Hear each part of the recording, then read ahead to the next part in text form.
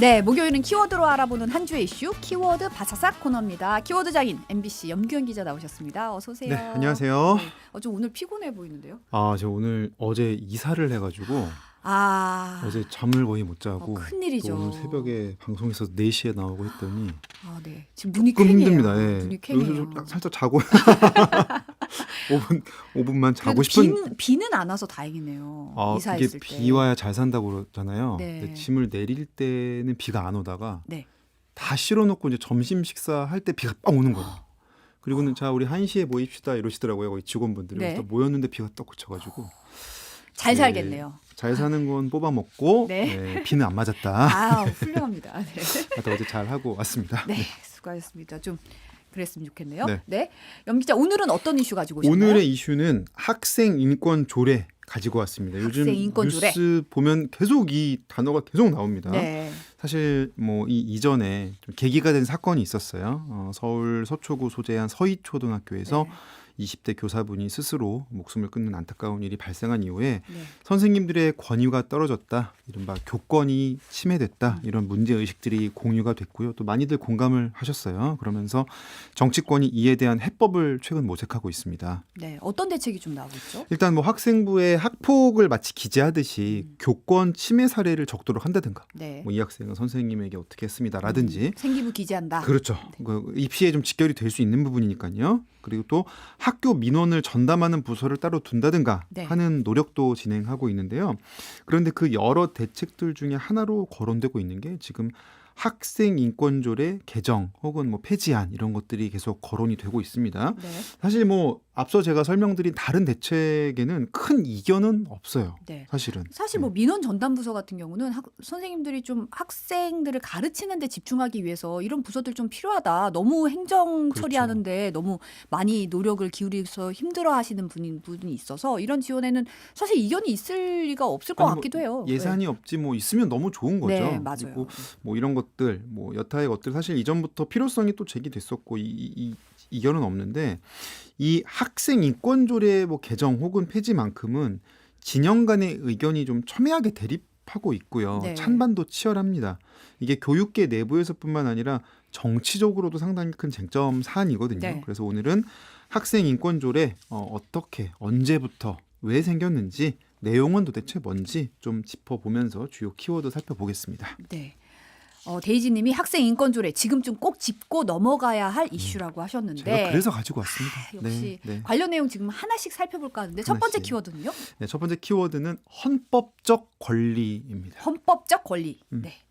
학생 인권 조례에 담긴 내용들을 의미하는 거겠네요. 네, 제가 요 키워드 내용은 잠시 후에 좀 설명을 드리고요. 네. 사실 이 학생 인권 조례 역사를 잠시 거슬러 가 보면 이 인권 조례 제정 이전에는 원래는 학생 인권 법을 만들려고 했었습니다. 2006년에 민주노동당 최순영 의원을 대표로 초중등 교육법 개정안이 발의된 적이 있습니다. 학생 인권 조례가 아니라 학생 인권 법이었다는 거죠. 더 상위 개념을 하려고 했었어요. 네. 이 얘기는 제가 잠시 후에 다시 해드리겠지만요. 조례보다 이제 법이 더 위에 있습니다. 헌법 밑에 현행 법이 있고 그 법 밑에 정부에서 이제 각부 장관이나 대통령이 정하는 시행령 혹은 뭐 부령, 네. 그리고 그 밑에 자치법규에 해당하는 조례. 이렇게 돼 있는데 네. 사실상의 양당제 체제인 우리 정치 지형에서 학생 인권법이 통과되지는 못했습니다. 당시에는 이렇게 지지를 많이 받지는 못했었고요. 네. 그런데 이런 논의에 불을 지핀 상징적인 사건이 바로 이 무렵 2000년대 중반에 사실 일어났었습니다. 네, 어떤 사건이죠? 바로 종교의 자유 운동을 주장했던 강의석 군의 1인 시위 사건인데요. 네. 아마 기억하시는 분들 많은 계실 분들 수도 기억하실 있어요. 것 같아요. 네. 2004년부터 강의석 군, 지금은 이제 강의석 씨가 되겠죠. 네. 시교육청 앞에서 시위를 합니다. 1인 시위를 했는데요. 당시 강의석 씨로 할까요? 군으로 할까요? 당시 강의석 군, 네. 현재 강의석 씨가 다니던 네. 학교는 기독교계 재단의 학교였어요. 네. 그러니까 학교에서 배우는 종교 수업이나 활동이 이걸 믿지 않는 학생들에게까지 강요되는 거 아니냐 이러면서, 종교 강요다. 그렇죠. 그러면서 부당하다고 주장을 했던 거죠. 네. 학교에서 종교의 자유를 보장받아야 된다라고 주장한 거죠. 그렇죠. 결국 강 군은 이 문제로 갈등을 빚다가 학교에서 퇴학 처분까지 받게 됐고요. 법정 다툼과 손해배상 청구 소송까지 가게 됩니다. 네. 이 과정에서 강의석, 그 이름 석자가 이제 전국에 알려지는 계기가 되는데요. 당시 상황 담은 리포트 잠깐 보고 가겠습니다. 네. 2007년으로 가보시죠. 지난 2004년 서울 대광고 학생회장이던 강의석 군은 시교육청 앞에서 1인 시위를 벌였습니다. 기독교를 믿지 않는 학생들에게까지 학교가 예배 참석 등 종교 활동을 강요하는 건 부당하다는 이유였습니다. 학교는 전학을 권유했다 거절당하자 결국 강군을 퇴학시켰지만 소송을 통해 퇴학 처분은 무효가 됐습니다. 강군은 다시 손해배상을 요구했고 2년의 법정 다툼 끝에 이번에도 강군이 승소했습니다. 학생이 종교를 선택할 자유가 학교가 선교 활동을 할 자유보다 더 중요하고 학교의 역할은 선교보다는 교육이라는 겁니다. 학교가 선교 목적으로 설립됐다 하더라도 학생들에게 특정 종교 교리 및 의식을 강요하는 것은 그 학생들의 신앙의 자유와 학습권을 침해하는 것으로서 위법하다는 취지의 판결입니다. 또 학교가 종교의 자유를 침해한 것 외에도 학생에 대해 보복적인 감정으로 퇴학이라는 과도한 징계를 내린 것에 대해서도 위자료를 지급하라고 판결했습니다. 보다 넓게는 어떤 정책적으로 이런 일이 더 이상 일어나지 않도록 이제 대책들이 강구되었으면 좋겠습니다. 이에 맞서 대광고는 종교사학의 자율권을 침해한 판결이라며 항소할 뜻을 밝혔습니다. 그러니까 이 사건을 계기로 학교의 정책도 바뀌게 된 거죠? 네, 이게 대법원까지 가고요. 결국에는 이제 이 사건에서 이제 승소를 하죠.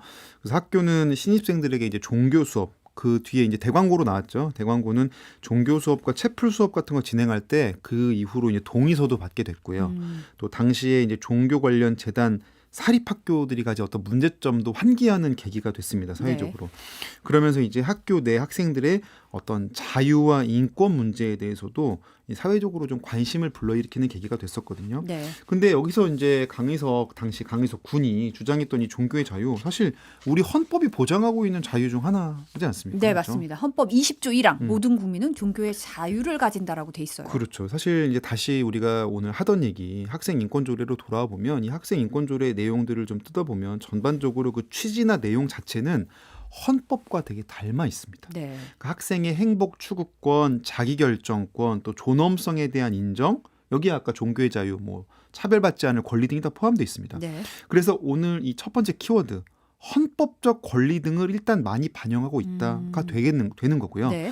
일단 학생 인권 조례의 원론적인 내용들만 보면 일단 큰 틀에서는 학생들을 위하자는 거기는 하죠. 당연히. 네. 근데 이게 논란이 그럼에도 일고 있는 이유는 도대체 뭔지, 학생들 잘해주자는 건데 네. 그 이유는 제가 잠시 후에 설명을 해드리겠는데요. 일단 이게 그렇다 보니까 주로 진보 진영의 담론으로 소비가 많이 되면서 진보 진영의 어떤 주장을 통해 결국 조례 제정까지 가게 되거든요. 네. 그 과정은 바로 다음 키워드에서 전해드리겠습니다. 네, 좋습니다. 두 번째 키워드 가볼까요? 네, 바로 두 번째 키워드가 법 대신 조례. 법 대신 조례. 네. 그러니까 학생 인권법이 아니라 왜 학생 인권 조례가 제정됐는지 좀 봐야 되겠네요. 그렇죠. 그러니까 아까도 이런 필요성이 어쨌든 사회적으로 강혜석 군이 제기를 했고 그러면 법 개정까지 갔으면 좋았을 텐데 이게 그럼 안 됐느냐. 첫 발의 이후에 국회에서 통과는 어려웠습니다. 네. 아무래도 제가 앞서 설명드렸듯이 당시로서는 좀 진보적인 의제의 어떤 점도 있었고요. 의회에서 좀 합의가 어려운 논쟁적인 사안들이 좀 포함되어 있었어요. 네. 그러다가 2008년에 민주노동당 권영길 의원, 뭐 대선 주자시기도 했었죠. 네. 예, 등이 2006년 당시에 초안을 일부 수정해서 2008년에 발의합니다. 네. 근데 2008년은 네, 이명박 정부가 들어서는 해였고 네. 보수 정부였어요. 그러니까 아무래도 진보적인 의제가 더욱 더 받아들여지기는 쉽지 않은 상황이었습니다. 네. 그렇다 보니까 이 안이 흐지부지 됐죠. 그리고는 2009년에 다른 방식이 제안이 되는 거예요. 그게 바로 조례인 거죠. 그렇죠. 그래서 바로 2009년에 경기도 교육감에 출마한 김상곤 후보가 학생 인권 조례를 제시한 겁니다. 그래서 법으로 만들기 힘들다면 네. 우리 지방선거에서 뽑힌 의회 권력을 통해서 조례를 만들어 조례로 보자. 하겠다. 그래서 경기도 차원에서라도 자치 법규를 시행해 보자 이런 취지였던 거죠. 그리고 김상곤 교육감이 당선이 됐잖아요. 그렇습니다. 당선이 되니까 나 그럼 공약 이행하겠다 이러면서 학생인권 조례 제정위원회를 구성하게 되고요. 그리고 조례안을 만들고 학생인권 조례를 발의하거든요. 네. 당시에 이 과정에서도 좀 잡음도 있었어요. 당시 이 과정 취재했던 김민욱 기자의 당시 리포트 잠시 보고 가겠습니다. 네. 경기도교육청은 어제 경기도 학생인권조례 제정 자문위원회를 공식 출범하고 본격적인 조례 제정 작업에 돌입했습니다. 교수, 교사, 학부모 등 9명으로 구성된 자문위원회는 다음 달 중순부터 조례 초안 작성을 위한 작업에 들어갑니다. 김상곤 교육감의 공약 사업이기도 한 학생인권조례에는 학생들의 인권을 보호하기 위한 포괄적인 내용이 담길 것으로 보입니다.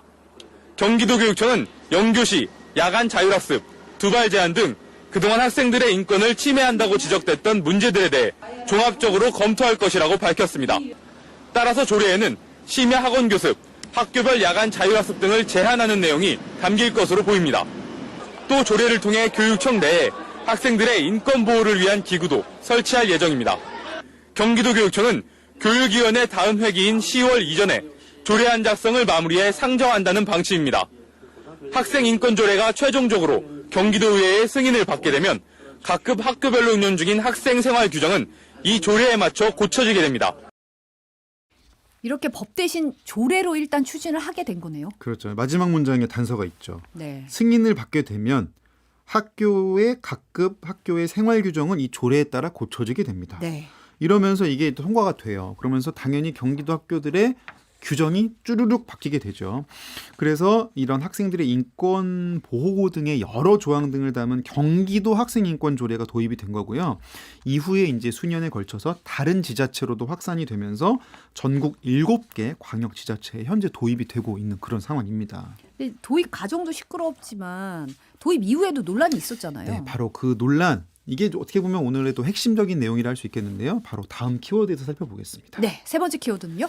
세 번째 키워드는 교권 실추가 되겠습니다. 건 실추의 키워드 뒤에 보면 네. 느낌표, 물음표가 붙어 이거 있어요. 발음을 잘해야 됩니다. 네, 실추라고 하면 느낌표고 그렇죠. 추 하면은 또 물음표니까 딱 그 가운데로 쓰는 제가 실추 이렇게 되는 건가요? 네. 다 이유가 있는데 네, 이유가 네. 이에 대해서 의견이 이제 엇갈리는 부분도 있어서 제가 이렇게 좀 달아놓은 건데요. 왜 그런 건지 좀 하나씩 보겠습니다. 네. 그러니까 느낌표부터 좀 볼게요. 일단 학생인권조례에는 아까 말씀드렸던 대로 헌법적 권리가 명시되어 있다고 했잖아요. 네. 근데 이 헌법의 어떤 그 원리를 수행하기 위한 강론, 어떤 그 인권 보호의 구체적인 수단에 대한 방식으로 접어들면 찬반이 좀 엇갈리는데요. 네. 그 수단들부터 좀 하나씩 좀 보면 좋을 것 같습니다. 네, 체벌 금지 같은 규정이 대표적이겠죠. 자, 이것도요 막상 또 쉽지가 않아요. 네. 이게 또 자식 키워보시면 또 느끼실 겁니다.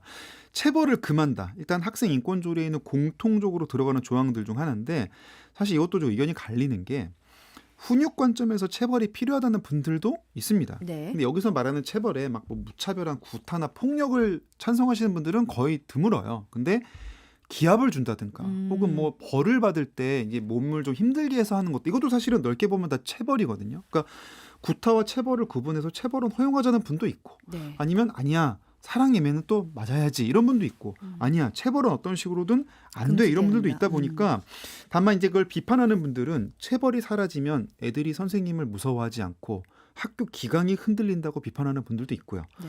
뭐 반면에 이걸 동의할 수 없다. 뭐 애가 선생님이 잘하면 되지. 애가 뭐 때려야지만 말들어 이러면서 금지해야 한다는 주장은 또 이렇게 막 붙고 있는 거죠. 네. 궁수렁님은 아이들은 잘못을 하면 따끔하게 혼나야 한다고 본다. 네. 라는 얘기를 하셨고. 근데 그걸 따끔한 걸 어떻게 따끔하게 할 거냐. 어느 정도의 따끔함이냐. 어렵죠. 네, 이런 거. 애들도 다 다르니까 성향이 네. 그렇죠. 네. 영꽃님이 학생 인권도 교사 인권도 다 중요하다. 네. 갈라치기가 아닌 함께 존중받는 해법이 네. 나오길 바란다. 그런 의견들도 많이 그런 나오고 의견도 계시죠. 있고. 네. 이거 말고도 의견 갈리는 분야 어떤 게 있을까요? 이거 말고도 더 뜨거운 분야가 너무 많이 들어있긴 해요. 네. 예를 들어서 성소수자 인권 보호. 네. 그러니까 이 부분도 이제 기독교계에서는 어떤 교리 차원에서 강하게 반대를 하는 부분입니다. 그래서 네. 사실 우리나라의 차별금지법도 굉장히 논쟁적인 사안이라 사실은 좀 다뤄지기 힘든 부분이 있잖아요. 네. 근데 이런 것들이 이제 조례에는 들어가게 되고 또 임신과 출산으로 인해 차별받지 않을 권리 이건 이제 당시에 이제 비혼모 문제가 많이 불거지면서 특히 이제 2008년 당시에 리먼 사태 이후로 경제 위기가 불거지니까 네. 아무래도 좀 비혼모 지원이나 이런 게 좀 위축되고 이러면서 당시에 또 그게 또 사회 의제가 되면서 임신이나 출산한 학생들이라도 수업권을 보장하자 이런 운동이 있었거든요. 그래서 이런 규율이 생긴 건데 이걸 반대하는 측에서는 야 이거 오히려 학생들의 임신을 조장하고 탈선을 부추기는 거 아니야? 이러면서 또 비판을 내놓으면서 또 맞붙은 거죠. 네. 뭐 다시 돌아와 보면 이제 결국은 이 모든 음. 논쟁적인 이 관점에 있는 그렇죠. 많은 것들이 음. 교권을 흔드는 거냐 이것과 관련이 있는지가 좀 중요하잖아요. 그렇죠. 그래서 일단 이거에 대해서 인권조례에 대해 비판적인 입장을 취하는 분들 주로 이제 좀 보수 성향의 교원단체랄지 네. 뭐 보수 정당이나 이런 쪽에서는 이로 인해서 어쨌든 선생님의 권위가 약해졌다. 그러니까 인권 보호하자는 취지 자체는 뭐 인정할 수 있겠으나 결국 그런 여러 요소들이 결국 선생님 권위를 떨어뜨리고 교권이 실추됐다. 느낌표 다 이렇게 지적을 한 겁니다. 예. 그럼 학생 인권 조례를 찬성하는 입장은 어때요? 일단 찬성하는 쪽은 또 이 역사 얘기를 또 안 할 수가 없어요. 일단 뿌리 깊은 어떤 학교의 강압적인 인권 침해를 네. 이야기하는데 거슬러 가면 이게 일제 시대까지 올라간다는 얘기를 하고 있습니다. 그래서 군사 문화적인 그렇죠. 요소가 당시에 있으니까요. 이제 뭐 칼 차고 막 수업하고 네. 그 전체주의 방식, 당시에 막 국민들 전쟁을 수행하면서 당시로 막 총동원령 내리고 막 학교를 군대처럼 운용하고 실제로 학도병 징집도 하고 이게 6.25 이후에도 우리 학교 문화에도 많이 남아서 네. 군사훈련도 학교에서 받기도 했었고요. 그렇죠. 실제로 교련 시간도 예전에. 있었고. 네. 네. 이런 과정에서 그 군대 문화에 남아있던 폭력이 자연스럽게 학교로 전이가 돼서 어찌 보면 어떤 과거의 그 권력을 유지하기 위한 수단 중에 하나로 어떤 교육을 좀 악용했던 거 아니냐는 그런 큰 관점인 거죠. 그런 면에서 폭력이 난무하고 했던 것들. 이게 어떤 이렇게 제가 지금 이제 설명드린 구조적인 폭력 외에도 우리 영화 친구 보면은 유명한 장면 있잖아요. 나오죠. 일단 시계부터 풀어야 돼. 시계 풀어야죠. 시계 시계 딱 풀어서. 풀고 너가 아버지 뭐 하시노? 이러면서 네.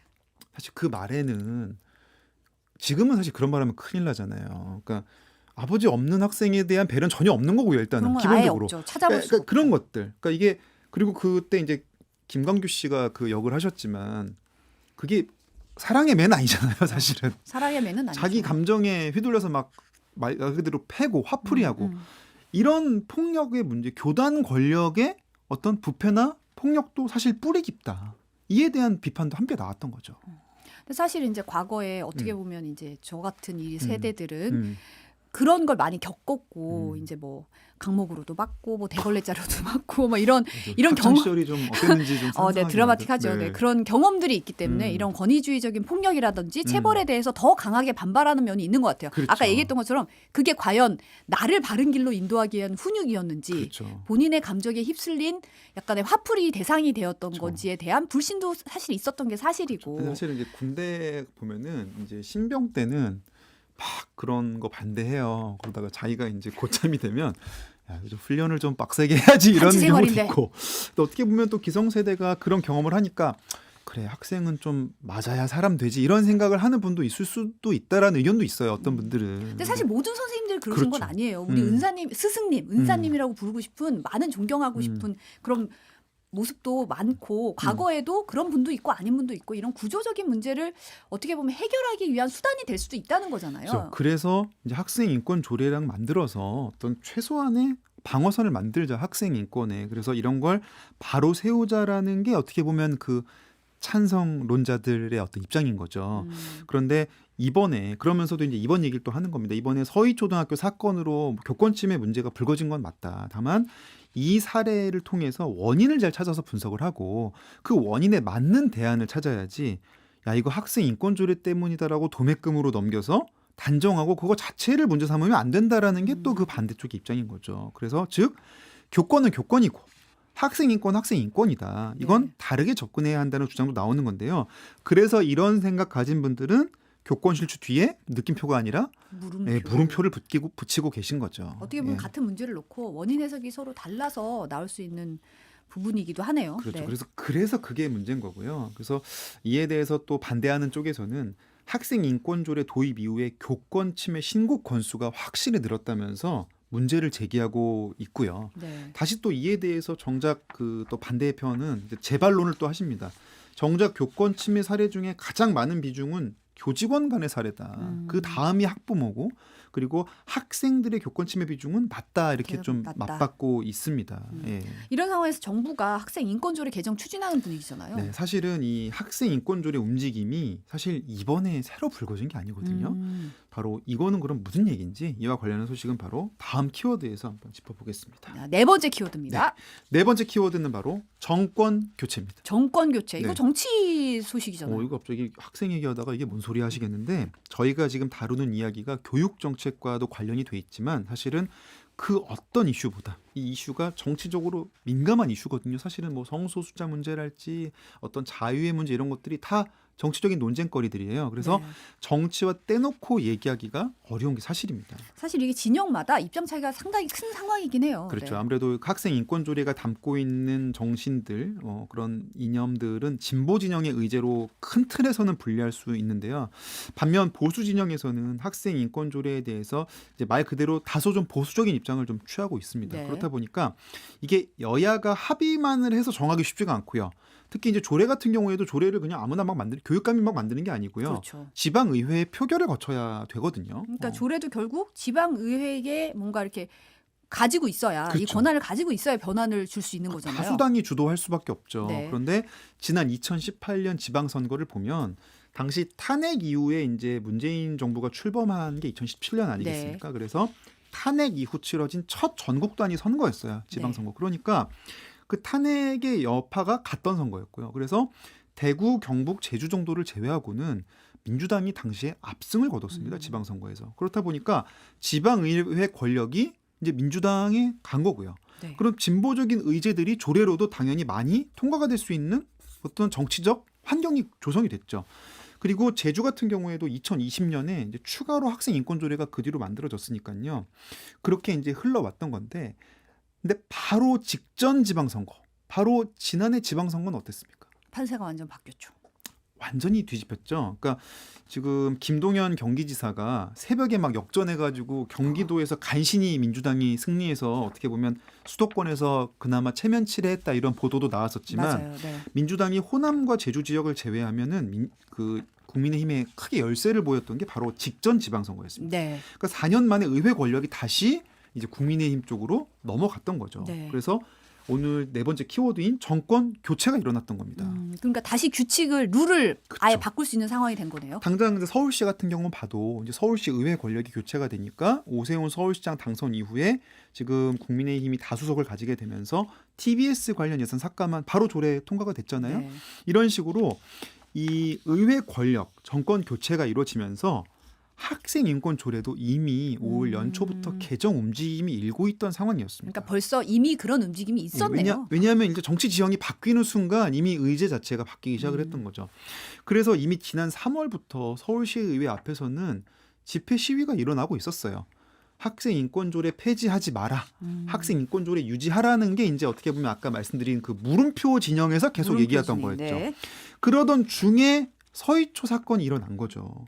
그렇다 보니까 정치적으로 서로 대립하고 어쨌든 의회 권력이 바뀌고 이제 좀 우리 사회가 공론화 과정 거쳐서 막 투닥투닥 거려야 되는 상황에서 이 서희초 사건을 통해 교권 침해 사례랄지 우리 사회가 좀 문제로 인식할 만한 어떤 명분들, 어떤 계기가 새로 생겨났다고 볼 수 있는 거고요. 네. 이렇다 보니까 이게 이 사건을 어떻게 보면 계기 삼아서 좀 정치 쟁점화되는 측면도 무시할 수가 없는 상황입니다. 네. 이런 상황에서 이 정부가 여러 가지 교권 보호 대책을 나열하면서 그중에 학생 인권 조례도 개정하겠다라는 그런 안을 넣어서 이제 또 다른 형태의 논란이 또 불거지고 있는 게 지금까지 이제 흘러온 과정이고요. 네. 그럼 교육부에서 지금 추진하고 있는 교권 보호 대책 진행 상황 관련 리포트 짧게 보고 가겠습니다. 학생 생활지도의 범위와 방식 등을 담은 구체적 가이드라인이 다음 달까지 마련됩니다. 이주호 부총리 겸 교육부 장관은 교원의 교육활동과 다른 학생들의 학습권이 침해되지 않도록 생활지도의 범위와 방식을 규정한 개정고시안을 8월 안에 마련할 것이라고 밝혔습니다. 앞서 윤석열 대통령도 오늘 수석 비서관 회의에서 교권 강화를 위한 시행령 개정이 마무리된 만큼 교육부 고시도 신속히 마련하라고 지시했습니다. 이주호 부총리는 학생 인권 조례도 개정할 필요성이 있다고 강조했습니다. 학생 인권이 강조되면서 수업 중에 잠을 자는 학생을 깨울 수도 없고 학생들의 사소한 다툼도 교사가 해결하지 못하고 있다며 불합리한 학생 인권 조례의 개정을 추진하겠다고 말했습니다. 중대한 교권 침해 사항은 학교 생활기록부에 기재하고 피해를 입은 교사가 요청하면 교권보호위원회를 개최해 가해 학생을 즉시 분리할 수 있도록 추진하기로 했습니다. 또 아동학대 신고만으로 교사가 직위해제되는 불합리한 관행은 없애고 정당한 교육활동은 아동학대에서 면책될 수 있게 하는 법안을 마련하기 위해 국회와 협력하겠다고 덧붙였습니다. 이게 앞으로 어떻게 개정될지도 좀 지켜봐야겠네요. 네, 그래서 이주 교육부 장관이 이제 8월에 네. 교권 보호 종합 대책을 발표하겠다고 밝혔습니다. 그래서 어떤 실효성 있는 수단이 제한될지 이제 함께 좀 보긴 해야 되겠는데요. 네. 그 지금 보면은 이제 어쨌든 지금 학생 인권조례 개정이 여러 안 중에 껴있다 보니까 상당히 이제 좀 정치권에서도 좀 쟁점이 될 수 있는 가능성이 있고요. 그런 와중에 아까 언급된 대책들 중에 학 교사분들이 좀 가장 많이 거론하고 계신 부분이 있거든요. 네. 그걸 바로 마지막 키워드에서 좀 정리하고 마무리하겠습니다. 네, 마지막 키워드 살펴볼까요? 네, 마지막 키워드가 바로 아동학대 면책권입니다. 아동학대 면책권. 네. 구체적으로 어떤 거예요? 이게 쉽게 말해서 이제 어떤 학생을 지도했을 때 그게 아동학대로 간주되어 처벌받지 않도록 하자는 건데요. 공교롭게도 조금 전에 소개해 주셨던 주호민 작가 건도 지금 상당히 좀 이와 무관하다고 할 수는 없습니다. 네. 사실관계 좀 따져보고 차이가 물론 있겠지만 네. 그동안 이제 교사분들이 꾸준히 주장해왔던 내용입니다. 그러니까 아동학대에 관한 신고가 좀 무분별하게 이어지고 이게 소송까지 가면 그로 인한 정신적 고통이 너무 크다. 그러면은 이게 어떤 일이 벌어지냐? 그냥 놔버린다는 거죠. 네. 그냥 기현아, 너 그래갖고 너 언제 사람 될래? 지금 저 인격을 모멸감을 주신 건가요?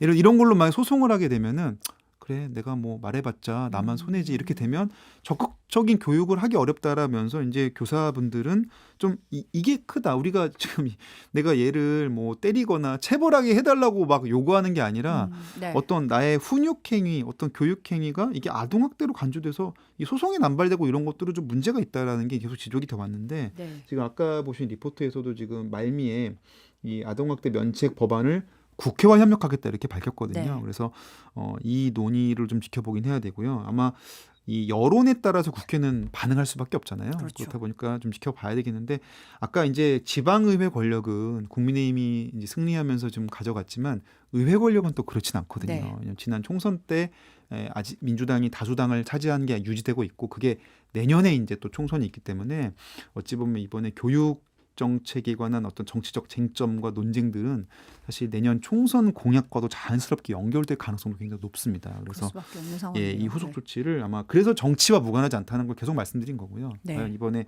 어떤 법 개정이 이루어질지 그것도 함께 지켜볼 필요가 있겠습니다. 사실 정치와 무관하지 않으니까 여론이 더 중요하고 그렇죠. 여론의 향방이 또 많이 영향을 미칠 그렇죠. 거예요. 근데 여론은 결국은 개별 국민들의 어떤 생각이 영향을 미치는 건데 사실 이런 용어나 이런 것들이 좀 복잡하고 꼬이면 잘 이해 못 하시잖아요. 맞아요. 그럴 땐 어떻게 하면 될까요? 키워드 바사삭 보면 네, 되죠. 뉴스 네, 바사삭으로 오시면 되겠습니다. 네.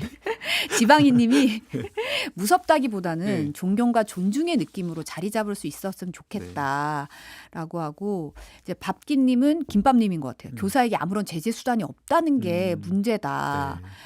뭐 물리적 빈센트님 물리적 체벌은 절대 반대한다. 네. 이사나님은 학생 인권 존중하고 보호해야 되지만 지금처럼 무조건 자신의 인권만 강조하는 학생 인권 조례보다는 이제 다른 사람의 인권도 먼저 존중해야 된다는 걸 가르쳐야 한다. 뭐 이런 네. 얘기하셨고 많은 분들이 이게 사실 학생의 문제라기보다는 학부모가 개입하는 게 문제다. 그렇죠. 예전에는 이제 선생님한테 혼났더라도 집에 가서 얘기하면 네가 잘못했으니까 그렇지라고 이런 게 좀 있었는데 지금은 이러면 아동학대야 이런 식으로 반응하는 일부 이제 학부모님들 때문에 오히려 갈등이 부각되는 거 아닌가 이런 지적들이 좀 나오긴 했었어요. 네, 실제로 이제 학생 인권 조례에는 학생들의 권리나 권한들은 많이 선언이 돼 있거든요. 네. 근데 반면에 책임과 의무는 부족한 건 사실이에요. 네. 이 점은 조희연 서울시 교육감도 인정을 하는 부분이고 그래서 책무성을 강화하는 쪽에 개정을 찬성한다. 근데 어떤 근본적인 조항의 어떤 정신을 건드리는 건 반대한다 이렇게 대립하고 있거든요. 그래서 배가 산으로 갈 수 있다. 예, 이런 그래서 이 점은 얘기했었죠. 좀 여야가 잘 좀 논의해서 절충점을 찾는 게 꼭 필요할 것 같습니다. 네,